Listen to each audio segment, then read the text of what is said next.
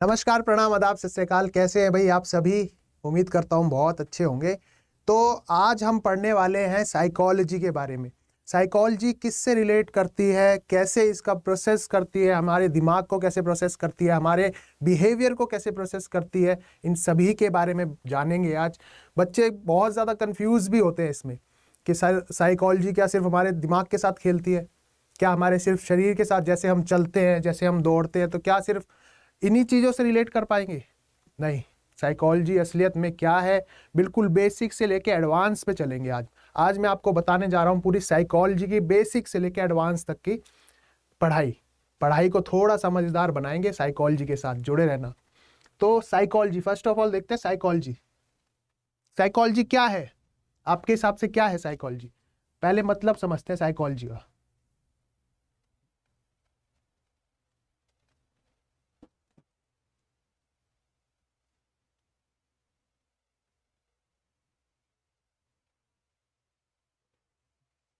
आपके हिसाब से साइकोलॉजी क्या है? क्या सिर्फ दिमाग से रिलेट कर पा रहे हैं आप?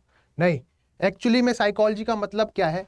साइकोलॉजी जो वर्ड है, साइकोलॉजी, जिसे हम साइकोलॉजी भी बोलते हैं, बहुत बच्चे जो साइकोलॉजी भी बोलते हैं, तो ये आपका ग्रीक वर्ड से लिया गया है, ग्रीक लैंग्वेज से लिया गया है। एक ग्रीक वर्ड है ये। कौन सा? साइके प्लस लोगस, दो वर्ड से लिया गया वर्ड है। साइके प्लस लोगस। साइके मतलब होता है सोल, आपकी आत्मा, ठीक है, और लोगस का मतलब होता है स्टडी। तो साइकोलॉजी का पूरा मतलब है आत्मा को स्टडी करना, आपकी अंतरात्मा को, आपकी बाहरी आत्मा को, यानी कि बाहरी यानी कि आपके भौतिक फिजिकल एक्सपेक्ट को, आपके फिजिकल एक्सपेक्ट को एनालाइज करना।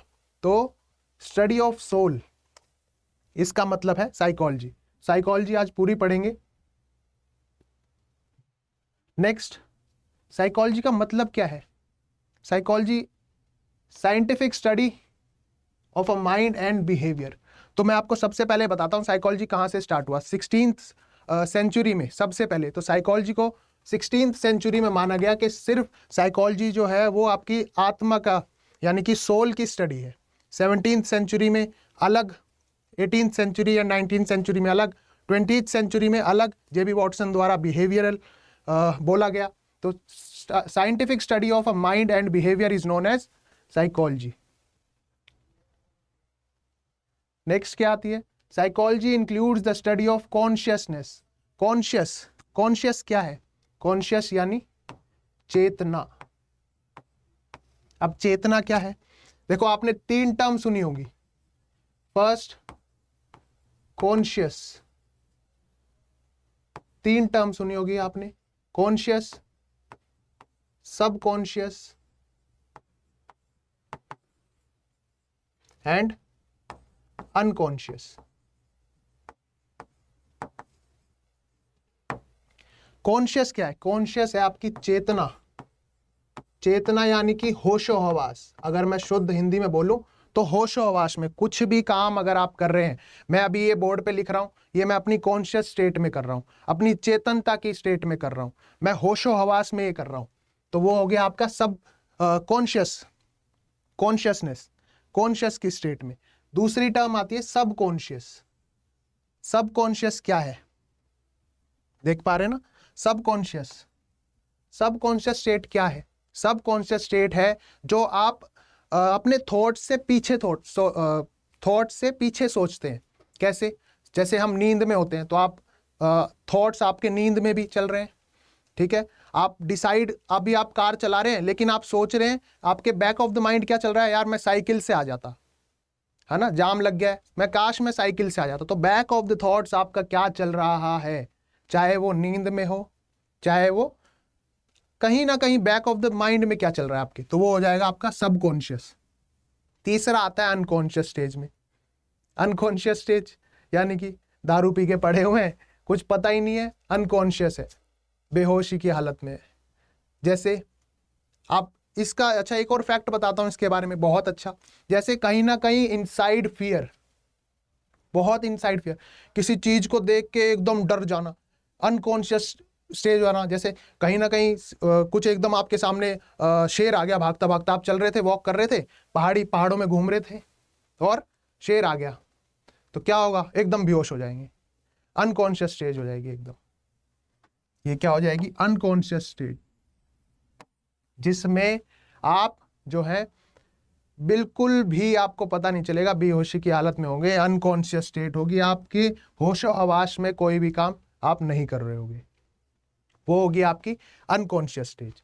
तो क्या बोलता है psychology, includes the study of conscious, psychology जो है कॉन्शियस की स्टडी प्लस अनकॉन्शियस की स्टडी, दोनों फिनोमिना पे वर्क करता है, चाहे आपकी चेतनता में कोई कार्य हो रहा हो या फिर अनकॉन्शियस की स्टेज में हो रहा हो। जब आप बेहोश भी पड़े तो आप, एक आदमी लगभग 65,000 यानी कि 65,000 पर डे थॉट्स जो है वो सोचता है, लगभग लमसम, ना करते हुए, मिनिमम। तो ये इन दोनों फिनोमिना पे वर्क करता है psychology, including feeling and thoughts.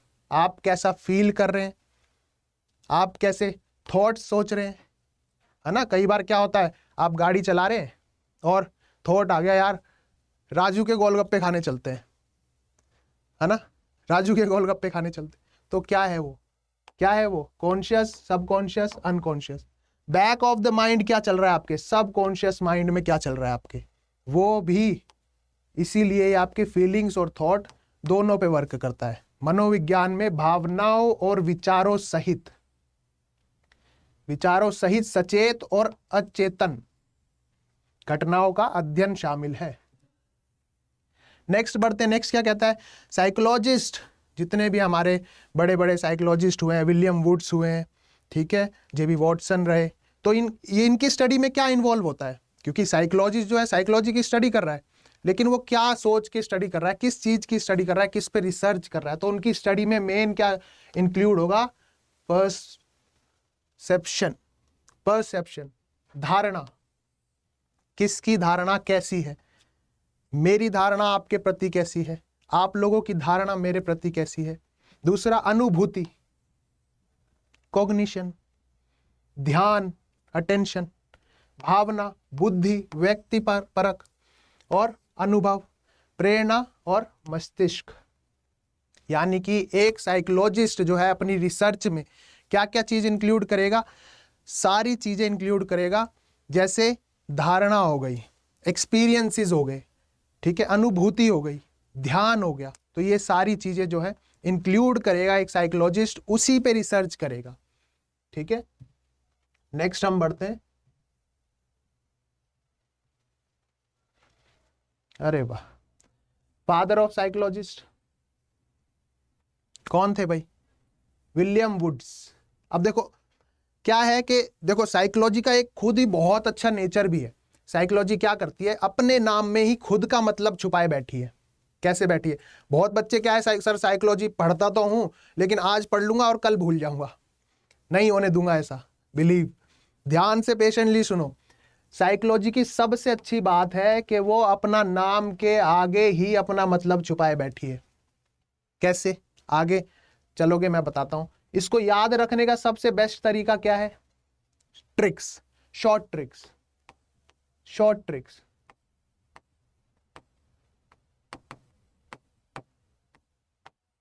Short trick क्या है, father of psychology William Woods, कैसे याद रखोगे,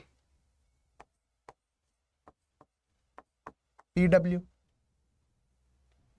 correct. Next, father of sports psychology, क्योंकि मैं आप सभी को फिजिकल एजुकेशन पढ़ा रहा हूं, फिजिकल एजुकेशन में एक बहुत ही बड़ा पार्ट है साइकोलॉजी का, क्योंकि बहुत मोस्ट ऑफ द क्वेश्चंस आपने बहुत सारे एग्जाम में भी देखा होगा, AWES, TGT, PGT के बहुत सारे एग्जाम्स में देखा होगा कि आपके क्वेश्चंस जो हैं घुमा फिरा के पूछ लिए जाएंगे, लेकिन साइकोलॉजी तो वही रहने वाली है ना, साइकोलॉजी तो वही रहेगी, चेंज तो कोई कर नहीं सकता, क्योंकि हिस्ट्री की डेट्स भी वही रहेगी, साइकोलॉजी की जिसने जैसी डेफिनेशन दी है वही रहने वाली है। बस ट्रिक ये है कि आपको याद कैसे करना है, आपको अपने सबकॉन्शियस माइंड में उसको कैसे डालना है, ठीक है। विलियम वुड्स द्वारा दी गई साइकोलॉजी, जिन्हें फादर ऑफ साइकोलॉजी भी जाना जाता है, विलियम वुड्स। दूसरा क्योंकि हम फिजिकल एजुकेशन पढ़ रहे हैं, स्पोर्ट्स को के बारे में भी पढ़ेंगे। तो फादर ऑफ स्पोर्ट्स साइकोलॉजी कौन है? हमारे कोलमैन ग्रिफ्थ। इनके बारे में भी हम आगे पढ़ेंगे। बहुत अच्छी इनकी कहानी भी है। बहुत सारी इन्होंने यूँ कह सकते हैं साइकोलॉजी की बहुत सारी थ्योरीज भी इन्होंने दी है। प्ले थ्योरी होगी, ग्रोथ थ्योरी होगी, बहुत सारी थ्योरीज में भी इनका पार्ट रहा है। तो देखो, जैसे मैंने बताया आपको कि साइकोलॉजी जब जहाँ से स्टार्ट हुई, साइकोलॉजी कहीं ना कहीं से तो स्टार्ट हुई होगी। किसी ना किसी ने तो ध्यान दिया होगा कि भाई ये बच्चा जो है कुछ सोच रहा है, तो इसके सोचने को क्या कहेंगे, ये कहाँ से सोच रहा है, कैसे सोच रहा है, इसका थॉट कहाँ जा रहा है। तो वो साइकोलॉजी की कहानी स्टार्ट होती है 16th सेंचुरी में।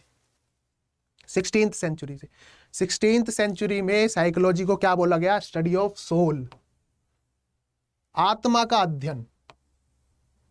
क्या बोला गया? आत्मा का अध्ययन। किसके द्वारा? एरिस्टोटल। बहुत ही बेहतरीन साइकोलॉजिस्ट रहे एरिस्टोटल।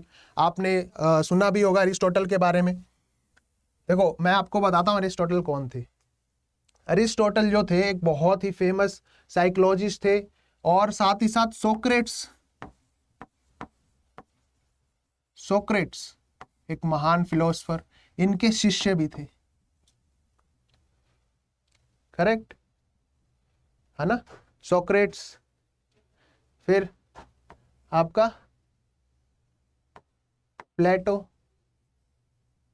फिर आपका एरिस्टोटल, जिसे हम अरस्तु भी बोलते हैं, है ना? अरस्तु। और इनके ही क्या हुए? कौन शिष्य हुए इनके? इनके शिष्य हुए अलेक्जेंडर द ग्रेट, महान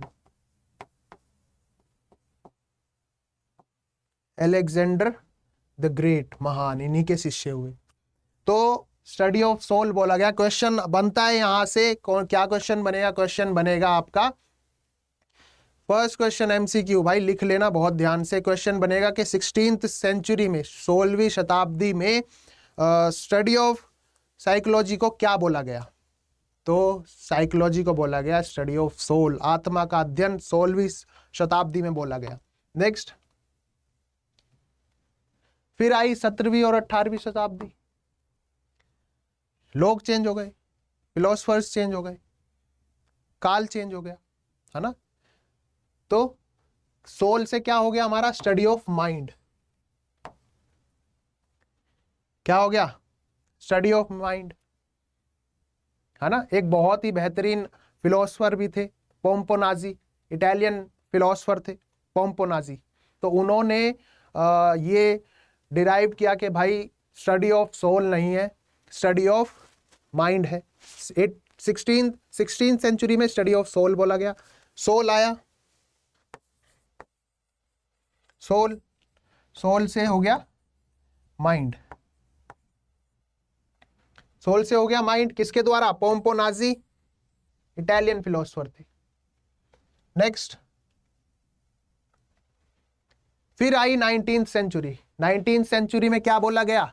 स्टडी ऑफ कॉन्शियसनेस, चेतना का अध्ययन, चेतना का विज्ञान, कॉन्शियसनेस।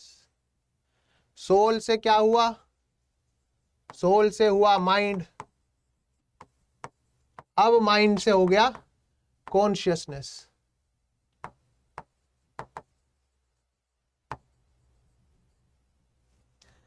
सोलह, 17 और 19, 16, 17, 18, 19। ठीक है, किसके द्वारा? William Woods, father of psychology William Woods. और इन्हीं के साथ बहुत सारे एसोसिएट्स भी थे इनके, जैसे विलियम जेम्स वाइन्स और जेम्स सेली। ये आप फोटो देख रहे हो, ये है विलियम वुड्स, WW जी ने बोलते हैं। और आप ऐसे भी याद रख सकते हो, PWW, साइकोलॉजी विलियम वुड्स। ठीक है, ये आपके विलियम जेम्स, ये आपके वाइव्स, और ये आपके जेम्स सेली। ठीक है, कई बार क्वेश्चन में आपको ये फोटो दे के भी पूछ लेगा।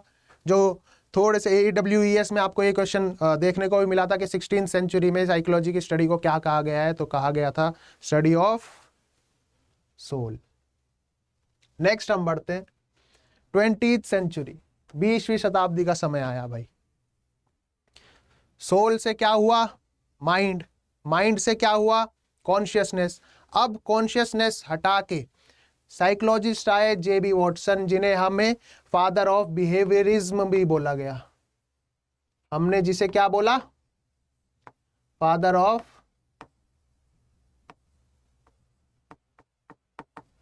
बिहेवियरिज्म। फादर ऑफ बिहेवियरिज्म भी बोला जाता है जेबी वॉटसन को। इन्होंने बोला कि भाई ना सोल है, ना माइंड है, ना कॉन्शियसनेस है। साइकोलॉजी क्या है? Study of psychology is behaviour, study of behaviour, study of behaviour is, और you can say study of behaviour is psychology. तो सभी ने अपने अपने टाइम पे, अपने अपने काल में एक यूं कह सकते हैं कि साइकोलॉजी को एक वर्ड में डिराइव कर दिया, स्टडी ऑफ बिहेवियर। आपका बिहेवियर दूसरों के प्रति कैसा है, आंतरिक भाव कैसे हैं आपके, इनर आपका वर्ड कैसा है, ठीक है। तो स्टडी ऑफ बिहेवियर आज के टाइम पे जब भी क्वेश्चन आएगा, आपसे क्वेश्चन पूछा जाएगा psychology is the study of, किसकी स्टडी है? ऑप्शन में दिया होगा सोल, माइंड, कॉन्शियसनेस और बिहेवियरिज्म। लेकिन क्वेश्चन को ध्यान से समझना, क्वेश्चन में ये मेंशन नहीं है कि कौन सी शताब्दी में बोला गया, ठीक है। अगर क्वेश्चन में शताब्दी मेंशन नहीं है तो correct answer is behaviourism, behaviour. Study of behaviour is known as psychology, ठीक है। लेकिन अगर क्वेश्चन में मेंशन है कि 16th सेंचुरी में क्या बोला, 17th 18th में क्या बोला और 19th में क्या बोला, तो आप सबसे पहले 16th में क्या बोलेगा? सोल। सोल के बाद क्या बोलेगा? माइंड। माइंड के बाद क्या बोलेगा? Consciousness, consciousness. उसके बाद दी गई बिहेवियर, स्टडी ऑफ बिहेवियर, किसके द्वारा? जेबी वॉटसन। बी से बिहेवियर, बी से जेबी। तो जहां पे भी बिहेवियरिज्म की बात हो, बिहेवियर की बात हो, बिहेवियरिज्म की बात हो, तो बिहेवियरिज्म, फादर ऑफ बिहेवियरिज्म भी बोला जाता है जेबी वॉटसन को, ठीक है। तो ये भी बोला जाता है। नेक्स्ट चलते हैं डेफिनेशंस ऑफ साइकोलॉजी। साइकोलॉजी की कुछ डेफिनेशंस आपको दी गई, अलग अलग साइकोलॉजिस्ट ने अलग अलग, क्योंकि देखो 16th सेंचुरी में एक बहुत बड़े फिलोसफर हुए, ठीक है। अब उनका युग खत्म हो गया, अब उनका काल खत्म हो गया, अब उनके यूं कह सकते हैं समय सीमा खत्म हो गई, भगवान को प्यारे हो गए। अब आए 17th और 18th की सेंचुरी, तो उसमें फिलोसफर नए, क्योंकि जो वो उन्होंने अपना डेरिवेशंस दी थी, जो डेफिनेशंस दी थी, वो कोई ना कोई तो स्टडी करेगा। अब जब स्टडी करेगा तो थॉट्स आएंगे, थॉट्स आएंगे, आपके भी थॉट्स आ रहेंगे, सर कैसे स्टडी ऑफ साइकोलॉजी है क्या जनरली, है ना। तो क्या है? Study of behaviour. अभी 20th सेंचुरी में, अभी 21 चल रही है, क्यों, ठीक है। अब पढ़ते हैं हम साइकोलॉजी की डेफिनेशंस, किस किस ने क्या क्या दी। क्वेश्चन यहां से ही बनते हैं। Psychology is the science of mind. जब भी माइंड की बात हो, यानी कि 17 और 18 सेंचुरी में किसके द्वारा दी गई? क्योंकि 16 में तो सोल आया था ना, 16 में तो सोल था, है ना। तो इन्होंने definition the, psychology is the science of mind. मनोविज्ञान का, मनोविज्ञान मन का विज्ञान है। किसने दी? 1892 में विलियम जेम्स, विलियम वुड्स के ही साथी थे ये, विलियम वुड्स के ही साथी थे विलियम जेम्स। 1892 में इन्होंने डेफिनेशंस दी, डिफाइन किया psychology as the science of mental processes. 1892 में विलियम जेम्स ने मनोविज्ञान को मानसिक प्रक्रियाओं के विज्ञान के रूप में परिभाषित किया, ठीक है। क्या बोल रहा है? साइंस ऑफ मेंटल प्रोसेसेस क्या है? आपके दिमाग में क्या चल रहा है, मेंटल प्रोसेस क्या है आपका, क्या आप सोच रहे हैं, क्या आप दूसरों के लिए सोच रहे हैं, क्या आप अपने लिए सोच रहे हैं, क्या थॉट्स बुन रहे हैं, क्या बादल बुन रहे हैं, इधर एक बादल, इधर अलग बादल, ठीक है। तो यही बोला विलियम जेम्स ने। नेक्स्ट, इन हिज व्यू, क्या सोचा उन्होंने? साइकोलॉजी में be defined in the terms of conscious state. उनके हिसाब से उन्हें लगता था, उनके विचार से मनोविज्ञान को मनोविज्ञान को जागरूक राज्यों के संदर्भ में परिभाषित किया जा रहा है। क्या कह रहा है भाई ये कह रहा है भाई कॉन्शियस स्टेट उनके हिसाब से उन्हें लगता था, क्योंकि वो मेंटल थॉट्स पे वर्क कर रहे थे। उन्होंने डिफाइन किया क्या है, क्या वो एक सिर्फ मेंटल थॉट्स है ना। साइकोलॉजी एक सिर्फ मेंटल थॉट्स है विलियम जेम्स के हिसाब से। तो मेंटल थॉट्स है उनके हिसाब से उन्हें लगता था कि सिर्फ एक कॉन्शियस स्टेट में वर्क करता है वो। मैंने स्टार्टिंग में क्या बताया, साइकोलॉजी किस पे वर्क करती है, कॉन्शियस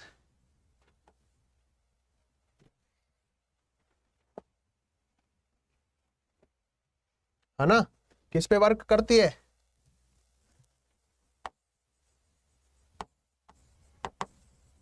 कॉन्शियस प्लस अनकॉन्शियस।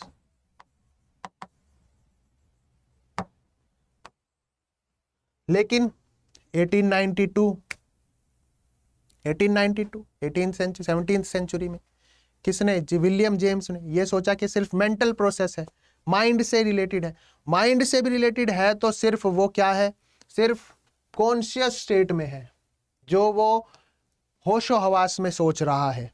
अभी आप सो रहे हैं, आपका दिमाग, आपको पता भी नहीं होगा कि आपका दिमाग जो है कितने थॉट्स बना चुका है ऑलरेडी, क्या क्या चीजें सोच चुका है ना, क्या क्या चीजें सोच चुका है और सोचे जा रहा है, कॉन्टिन्यूसली सोचे जा रहा है। लेकिन विलियम जेम्स ने सोचा कि भाई ये सिर्फ कॉन्शियस स्टेट में है। क्या ऐसा, इज इट पॉसिबल कि सिर्फ जो साइकोलॉजी है सिर्फ कॉन्शियस स्टेट में है? नो। अगर कोई व्यक्ति लाल गुलाब देखता है, एक एग्जाम्पल देख लेते हैं भाई, उन्हीं के हिसाब से एक एग्जाम्पल देख लेते हैं वो क्या सोच रहे थे। अगर कोई व्यक्ति लाल गुलाब देखता है तो साइकोलॉजी कॉन्शियस स्टेट है, क्योंकि वो होशो हवास में देख रहा है भाई लाल गुलाब। तो ये समझने की कोशिश करेगी कि वह व्यक्ति लाल रंग को कैसे अनुभव करता है, कैसे सोचता है, कैसे प्रोसेस कर रहा है उस कलर को, कैसे उस कलर को प्रोसेस कर रहा है। अगर मान लो आपने ये पेन देखा, ये मार्कर देखा, आपने इस मार्कर पे ये ब्लैक टॉप देखा, दिख रहा है, दिखा देता हूं, हाँ ठीक है, ये ब्लैक, ये देखा। तो ये कह रहे हैं कि ये मेंटल प्रोसेस कैसे किया आपने, कैसे आपको पता कि ये ब्लैक है, ठीक है। तो ये बोला किसने, विलियम जेम्स ने। कैसे अनुभव करता है, उसमें सौंदर्य की भावना कैसे पैदा होती है, कैसे पैदा होती है, और उसके मन में सुखद भाव क्यों आते हैं इस मार्कर को देख के, या कुछ भी ऐसी चीज, मान लो एथलेटिक्स वाले हैं, है ना भाई, आप एथलेटिक्स वाले हो, भागते हो, ट्रैक मेट हो, ठीक है, ट्रैक आपका इवेंट है 200-400, तो क्या होगा, ट्रैक, जब भी आप ट्रैक ग्राउंड पे जाओगे तो आपको एक खुशी का अनुभव होगा। आप ट्रैक देखोगे, लाल सिंथेटिक का ट्रैक देखोगे, ब्लू सिंथेटिक का ट्रैक देखोगे, तो उसको देख के जो सुखद आनंद की प्राप्ति होती है वो क्यों होती है, एक मेंटल प्रोसेस है। क्या वो सिर्फ मेंटल प्रोसेस जो है वो सिर्फ कॉन्शियस स्टेट में होगा? जब आप सो रहे होंगे तो आपको सपना आया भाई ट्रैक का, ब्लू ट्रैक का, रेड ट्रैक का, तो क्या वो आपको सुखद की आनंद की प्राप्ति नहीं देगा? तब भी उतनी प्राप्ति देगा, ठीक है। तो सिर्फ वो कॉन्शियस नहीं है, अनकॉन्शियस भी है, सबकॉन्शियस भी है, ठीक है। नेक्स्ट हम बढ़ते हैं, क्या भाई, फिर आया भाई एक और दी 1884 में, जेम्स सुली ने 1884 में जेम्स सुली क्या क्या बोला इन्होंने बोला psychology is the science of consciousness. क्या बोला, पहले सोल आया, देखो ये याद कर लेना क्योंकि यहीं से क्वेश्चन बनेंगे, मैं अभी बता रहा हूं, ये लिख लो, 2-4 वर्ड ही हैं। पहले सोल आया, सोल के बाद क्या आया, माइंड, माइंड के बाद कॉन्शियसनेस, कॉन्शियसनेस के बाद क्या आ गया, बिहेवियर।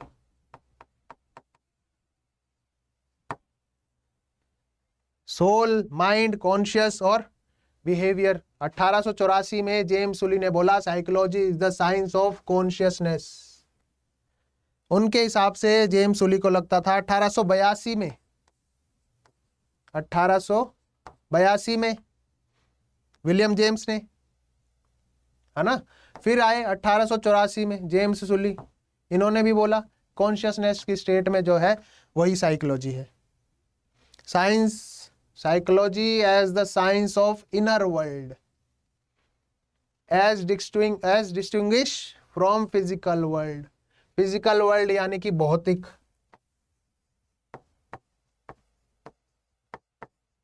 जो आप देख रहे हैं, जो आप सिर्फ देख रहे हैं। Distinguish from physical science which studies the physical phenomena. क्या डिफाइंड किया इन्होंने, बोला psychology as a science. Psychology क्या है, साइंस है इनर वर्ल्ड की, इनर वर्ल्ड की। इन्होंने मेंटल प्रोसेस को जुटला दिया, लेकिन फिर भी इन्होंने बोला कि ये है तो कॉन्शियसनेस ही, कॉन्शियसनेस स्टेज में, लेकिन क्या ये फिजिकल वर्ल्ड से रिलेटेड कर रहा है? नहीं। जो आप देख रहे हैं उसी से कर रहा है? नहीं। ये आपके अंदर भी, आपके इनर वर्ल्ड में क्या चल रहा है उससे अलग, फिजिकल वर्ल्ड में क्या चल रहा है, आपके इनर वर्ल्ड में क्या चल रहा है, ये दोनों अलग अलग चीजें हैं। ठीक है। उसके बाद 1892 में विलियम वुड्स आए। विलियम वुड्स आए, फादर है,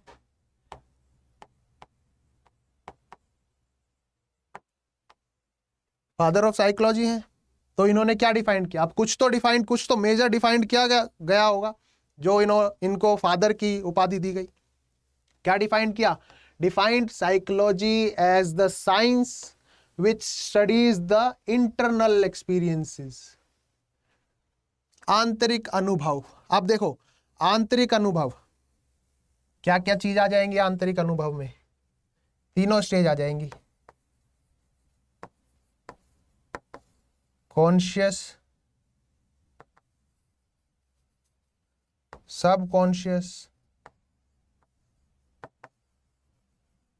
और अनकॉन्शियस। लेकिन इन्होंने बोला कि भाई इंटरनल एक्सपीरियंसेस की स्टडी को क्या बोला जाता है, साइकोलॉजी।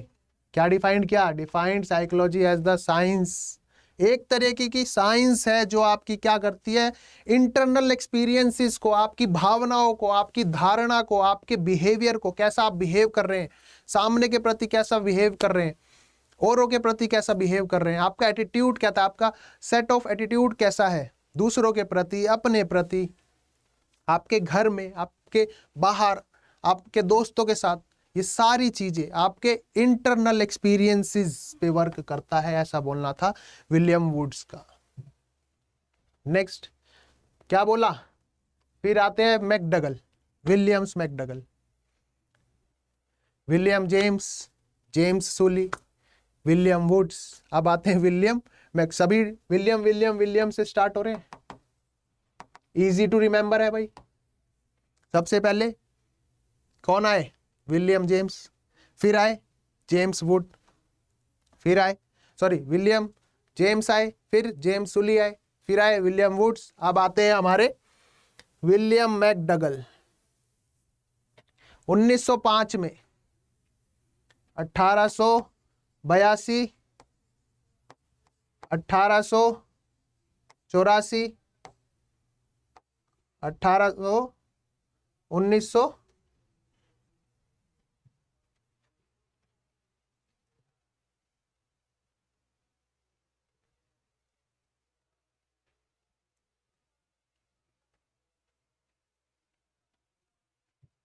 इरेज कर देता हूं मैं, एक मिनट, साफ साफ आप लोगों को दिखाई भी देगा। फिर आए 1892 में, फिर आता है 1905 में। ये मेजर ईयर्स है, कुछ मेजर ईयर्स हैं, 1882, 1884, 1892 और 1905 में आते हैं फिर विलियम मैकडगल। ये क्या बोलते हैं, पहले अमेरिका बोलता था क्या हो बे तुम, आज हम बोलते हैं क्या हो बे तुम। तो यही कह रहा है भाई, psychology is the science of behaviour. क्या बोला इन्होंने, इन्होंने बोला मनोविज्ञान व्यवहार का विज्ञान है। इन्होंने स्टेट किया, इन्होंने बोला कि नहीं, ना वो सिर्फ इनर वर्ल्ड से रिलेटेड है, वो आपके बिहेवियर से रिलेटेड है। कैसा? आपका बिहेवियर। अब बिहेवियर इंटरनल भी हो सकता है और एक्सटर्नल भी हो सकता है, ठीक है। इन्होंने बोला defined psychology as the science of behaviour. फिर आते हैं 1911 में W.B. पिल्सबरी। ये कुछ डेफिनेशंस है ना, कुछ डेफिनेशंस है जहां से क्वेश्चन बनेंगे ही बनेंगे। किसने और कब, ध्यान रखना, ये अपने नोट्स में जरूर लिख लेना, किसने और कब।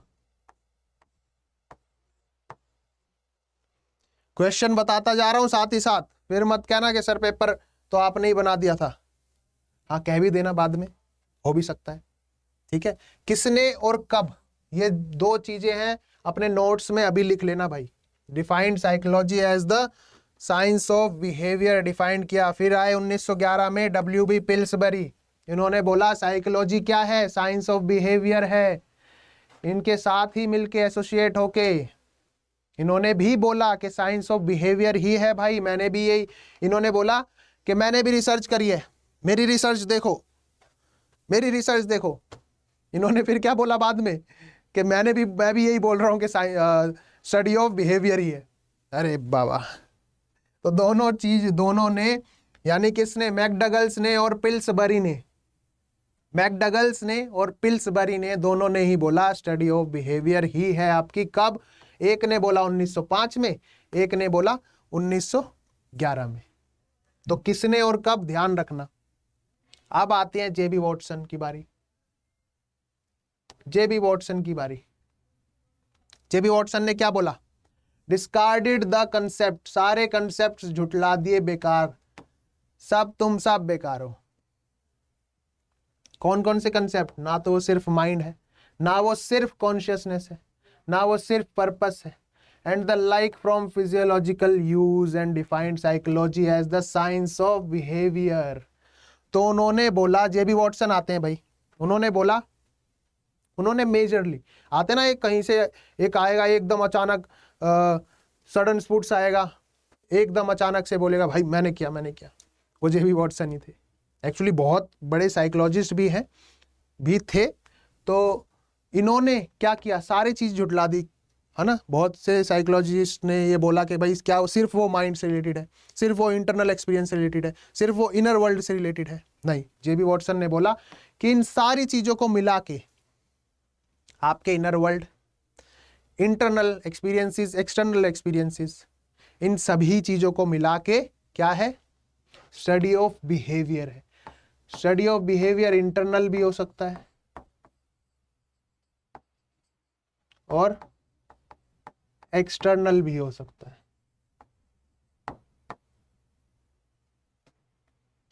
है ना।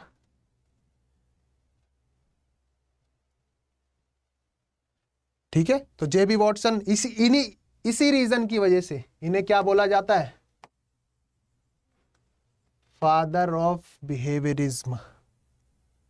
हालांकि J.B. वॉटसन ने मनोविज्ञान उपयोग से मन, चेतना और उद्देश्य, भाई जो हिंदी वाले हैं उनके लिए भी स्पेशली लेके आए ताकि वो पीछे पीछे ना रहो भाई। हालांकि मैं ऐसा पर्सनली मानता हूं कि क्या होता है कि आप किसी चीज को अगर सीखना चाहो ना दिल से। एक बार क्या हुआ था, एक बार मैं गाड़ी ड्राइव करके जा रहा था कहीं, तो मेरे को बहुत प्यास लगी थी, लेकिन मैं लेट भी हो रहा था, मेरा पहुंचना बहुत ज़रूरी था। तो मैं भगवान से बोल रहा यार भगवान प्यास लग रही है बहुत तेज़, पर मैं वहाँ पहुँच के ही पीऊँगा। प्यास बहुत सच्ची थी। तो क्या था, रास्ते में ही पानी की बोतल, कुछ फंक्शन होगा उनके घर में, तो घर के बाहर ही वो होते हैं ना, निर्जला एकादशी पे वो पानी बांटते हैं, तो वो पानी की बोतल ही मेरे गाड़ी के सामने ही आके रुकवा के ही पानी, शीशा खटखटा के मुझे पानी की बोतल दे गए। तो इसका मतलब यह है कि प्यास आपकी सच्ची होनी चाहिए, पानी भी चल के आपके पास खुद आएगा। ठीक है, तो इस चीज का बहुत ध्यान रखना कि प्यास जो है हमेशा सच्ची होनी चाहिए। सिलेक्शन होने के लिए क्या मेजर आपके हिसाब से क्या है? क्या लगता है सिलेक्शन किसका होता है? जो ज्यादा पढ़ता है या जो पढ़ाई में डूबा रहता है, या किस्मत है? नहीं, प्यास है। उसको पाने की इच्छा है, किसी भी स्टेट में होनी चाहिए, कॉन्शियस अनकॉन्शियस। सोते सोते भी एक टाइम ऐसा आएगा आपका, सोते सोते भी आपके दिमाग में फिजिकल एजुकेशन चलेगा। सब कॉन्शियस माइंड में भी ये सोचो कि भाई ये थ्योरी तो रिकैप्चुलाइजेशन थ्योरी तो उसने दी थी, है ना, प्ले थ्योरी तो उसने दी थी। एग्जाम्पल्स दिमाग में दौड़ने लगेंगे आपके। ठीक है, तो तैयारी करते रहो भाई। अब आते हैं, अब तक तो बात थी हमारी किसकी, अब तक बात थी हमारी सिर्फ साइकोलॉजी की। साइकोलॉजी सिर्फ पढ़ी, मेनली बेसिक टर्म्स पढ़ी साइकोलॉजी की। डेफिनेशंस कब और किसने दी, साइकोलॉजी का मतलब क्या है, ग्रीक वर्ड से मिलके बना है, साइके प्लस लोगस। साइके का मतलब होता है सोल, आत्मा। लोगस का मतलब होता है स्टडी करना, स्टडी करना, अध्ययन करना। साइके प्लस लोगोस, ठीक है, साइके प्लस लोगस। तो साइकोलॉजी का मतलब क्या हुआ, सोल का अध्ययन करना, आत्मा का अध्ययन करना। लेकिन 16th सेंचुरी में अलग बोला गया, 17th 18th सेंचुरी में अलग बोला गया, 19th सेंचुरी में अलग बोला गया, 20th सेंचुरी में अलग बोला गया। ये सारी चीजें मैं आपको बता चुका हूं। क्योंकि हम फिजिकल एजुकेशन पढ़ रहे हैं, कहीं ना कहीं स्पोर्ट्स पढ़ रहे हैं, तो अब स्पोर्ट्स साइकोलॉजी स्टार्ट करते हैं। स्पोर्ट्स साइकोलॉजी मेनली साइकोलॉजी जो है आपकी सिर्फ आपके बिहेवियर में नहीं, आप यूं कह सकते हैं आपके रग रग में बसी है ना, कैसे आप बिहेव कर रहे हैं, कैसा आप परफॉर्म कर रहे हैं। ठीक है, अब बात करते हैं कि हम में से कुछ आप बहुत यूं कह सकते हैं कि स्पोर्ट्स को बहुत एक प्रायोरिटी से ऊपर मानते हैं, है ना। उनके लिए बहुत बेहतरीन मौका है भाई, साइकोलॉजी, स्पोर्ट्स साइकोलॉजी स्टार्ट कर रहे हैं, ध्यान से पढ़ना भाई, कैसे आप परफॉर्मेंस को एनहांस कर सकते हैं। साइकोलॉजी हर जगह जरूरी है ना, स्पोर्ट्स में भी बहुत जरूरी है। अब स्पोर्ट्स साइकोलॉजी क्या कह रहे हैं, स्पोर्ट्स साइकोलॉजी का मतलब है study of how psychological factors यानी कि आपका बिहेवियर, आपके चलने का तरीका, आपके सोचने से क्या फर्क पड़ रहा है, आपके माइंड से, कॉग्निटिव फैक्टर से क्या फर्क पड़ रहा है आपके स्पोर्ट्स परफॉर्मेंस पे। हाउ फिजियोलॉजिकल साइकोलॉजिकल फैक्टर्स तो पड़ता ही है फर्क, है ना, फिजियोलॉजिकल फैक्टर से तो पड़ता ही है, वो तो सभी बाहर से देख लेंगे। लेकिन जो प्रेशर, जो मेंटल प्रेशर, जो पीयर प्रेशर एक स्पोर्ट्समैन के ऊपर पड़ता है, क्या उसको कोई देख पाएगा, नहीं। उसके बारे में आज पढ़ेंगे। Study of how physiological factors influence sports, आपके स्पोर्ट्स को कैसे इन्फ्लुएंस करता है, कैसे उसमें यूं कह सकते हो बूम ला सकता है, कैसे आपकी परफॉर्मेंस को गिरा सकता है, आपकी एथलेटिक परफॉर्मेंस को, एक्सरसाइजेस को, फिजिकल एक्टिविटी को कैसे एनहांस कर सकता है, कैसे डिग्रेड कर सकता है। ये सारी चीजों की स्टडी को क्या बोलते हैं हम, स्पोर्ट्स साइकोलॉजी। जितने भी बड़े बड़े आपने यूं कह सकते हैं स्पोर्ट्समैन देखे होंगे, नीरज चोपड़ा हो गया, है ना, तेजिंदर तूर हो गए, हिमा दास हो गई, अमैया कुमार मलिक हो गया, ठीक है, मोहम्मद अनस हो गया, अमोद जैकब हो गया। ये एथलेटिक्स के ही हैं सारे, क्योंकि मैं एक एथलीट रहा हूं तो मैं एग्जाम्पल जो है और एथलेटिक्स से ही दूंगा। पर मेरा ये मानना है कि भाई देखो, सारी चीज़ ठीक है, ये सारी चीज़ ठीक है, ठीक है, ये सब पढ़ लेंगे, आप लोग पढ़ लोगे, ये पढ़ के उतार भी लोगे, अपने नोट्स में उतार लोगे, लेकिन क्वेश्चन क्या यहीं से ही बनेंगे। ये जो लिखा हुआ है, ये जो मैं आपको ये जो लिखा हुआ है, जो वर्ड्स हैं, as it is put on कर देंगे वो। इज इट पॉसिबल और मे बी नॉट, नहीं है, ऐसा हर बार पॉसिबल नहीं हो सकता। क्या पता हमारी क्लास देख रहा हो जो पेपर सेट करे, हो भी सकता है, लेकिन हर बार तो पॉसिबल नहीं है ना। इसीलिए कंसेप्ट समझो, इसीलिए मैं बता रहा हूं कि स्पोर्ट्स साइकोलॉजी, जितने भी बड़े बड़े स्पोर्ट्समैन हो गए, नीरज चोपड़ा, ये सारे जो हो गए, इनके साथ एक स्पोर्ट्स साइकोलॉजिस्ट भी रहता है, ताकि जब भी ये कहीं ट्रैक पे जाने के लिए डिमोटिवेट फील कर रहे हो, तो क्या करेगा, इनके साइकोलॉजिस्ट इनको क्या बोलेगा कि आप बैठो, बात करते हैं, क्या आपके दिमाग में चल रहा है, क्या आपके थॉट्स आ रहे हैं, है ना। क्योंकि कहीं ना कहीं से उनकी परफॉर्मेंस जो है साइकोलॉजिकल प्रेशर की वजह से भी डिग्रेड हो सकती है, ऐसा साइकोलॉजी कहती है, साइकोलॉजी मानती भी है। आप सब भी और मैं भी इस पे बिलीव करता ही हूं, ठीक है। तो स्पोर्ट्स साइकोलॉजी क्या है, study of how physiological factors influence sports, आपकी स्पोर्ट्स को कैसे इन्फ्लुएंस करेंगे वो कहती है स्पोर्ट्स साइकोलॉजी बताती है। स्पोर्ट्स साइकोलॉजी क्या कहेगी? Sports psychology is the proficiency that uses psychological knowledge, skills. अब बात आती है स्किल्स की। स्किल्स की, आपकी जितनी भी स्किल्स है, आपकी जितनी भी नॉलेज है, साइकोलॉजिकल नॉलेज है ना, उसकी प्रोफिशिएंसी यूज करना। प्रोफिशिएंसी दैट यूजेस फिजियोलॉजिकल और psychological knowledge and skills to address optimal performance and wellbeing of athlete. एक एथलीट की साइकोलॉजिकल टेक केयर करना, उसके परफॉर्मेंस को लेके कि वो अगर वो कहीं आउट ऑफ कंट्री खेलने गया, इंटरनेशनल उसका मैचेस है, तो कहीं ना कहीं वो दबाव प्रेशर फील करेगा, है ना। आमतौर पर ऐसा देखने को मिल सकता है। जो एक्सपीरियंस्ड खिलाड़ी हैं वो, हालांकि उनके अंदर भी प्रेशर होगा, मैं ये नहीं मानता कि नहीं होगा प्रेशर, लेकिन वो थोड़ा सा कम हो सकता है। लेकिन क्या बोलेगा स्पोर्ट्स साइकोलॉजी, क्या कह रही है?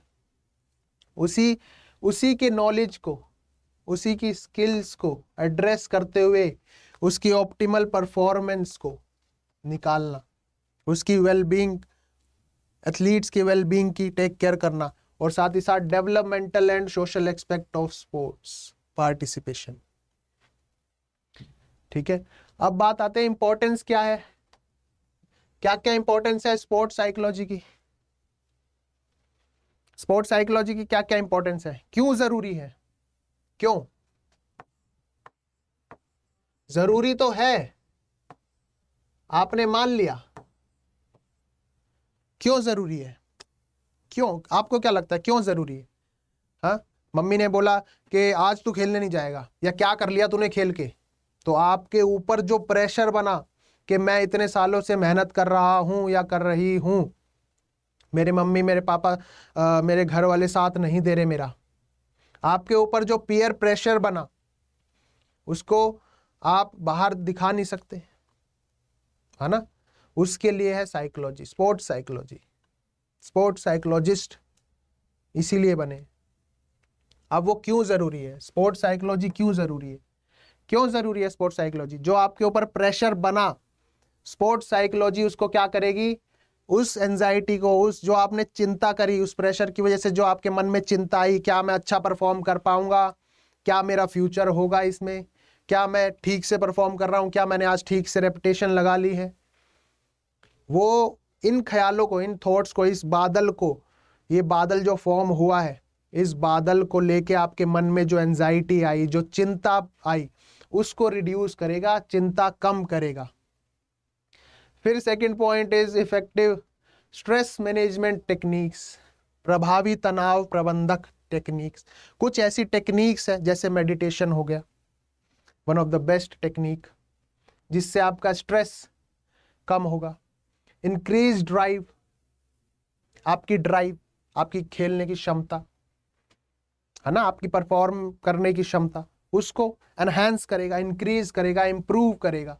Healthier perspective of the self and one's ability, आपकी जो एबिलिटी है, मान लो आप ग्राउंड में आपने 400 मीटर लगाया 49 का, है ना, लेकिन आप बाहर गए, इंटरनेशनल मैच खेलने गए, तो आपके अंदर जो प्रेशर आया, उसकी वजह से आपकी परफॉर्मेंस इंप्रूव भी हो सकती है और डिक्रीज भी हो सकती है। तो आपकी एबिलिटी को, क्योंकि आप 49 के रनर थे, 49 सेकंड के रनर थे 400 मीटर में, तो इस चीज की भी चिंता करनी, इस चीज की भी क्या करेगा, टेक केयर करेगा। Healthier perspective of one's and one's abilities, आपकी क्षमता की भी क्या करेगा, स्वस्थ परिक्षेप। इसके बाद इंप्रूव एथलेटिक परफॉर्मेंस, आपकी परफॉर्मेंस को इंप्रूव, एथलेटिक्स की जगह मैं करना चाहूंगा स्पोर्ट्स परफॉर्मेंस,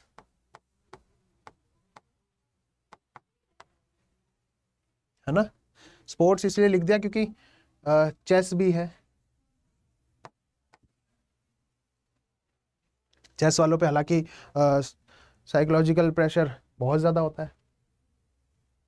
ठीक है, तो इसीलिए जरूरी है आपकी, इसीलिए जरूरी है आपकी स्पोर्ट्स। अब बात आती है इंट्राम्यूरल्स पे। अब बात आती है इंट्राम्यूरल्स पे। क्या है इंट्राम्यूरल्स? नेक्स्ट यूनिट में, नेक्स्ट क्लास में हम पढ़ेंगे। सेम यूनिट साइकोलॉजी को आगे कंटिन्यू करेंगे, ठीक है। इंट्राम्यूरल्स पढ़ेंगे, एक्स्ट्राम्यूरल्स पढ़ेंगे, लीडरशिप पढ़ेंगे, ये सारी चीज़ें आगे कंटिन्यू करेंगे। क्लास अच्छी लगी हो तो भाई रेटिंग दी हुई है, रेटिंग दे देना। बाकी मिलते हैं नेक्स्ट क्लास में, और आप सभी के प्यार से नया चैनल स्टार्ट हुआ है, पीईपीडिया बाय आदि। अच्छा लगे तो वीडियो को लाइक ज़रूर कर देना, चैनल को सब्सक्राइब कर लेना। Bye bye, take care. Physical education जिंदाबाद था, फिजिकल एजुकेशन जिंदाबाद है, और फिजिकल एजुकेशन जिंदाबाद रहेगा।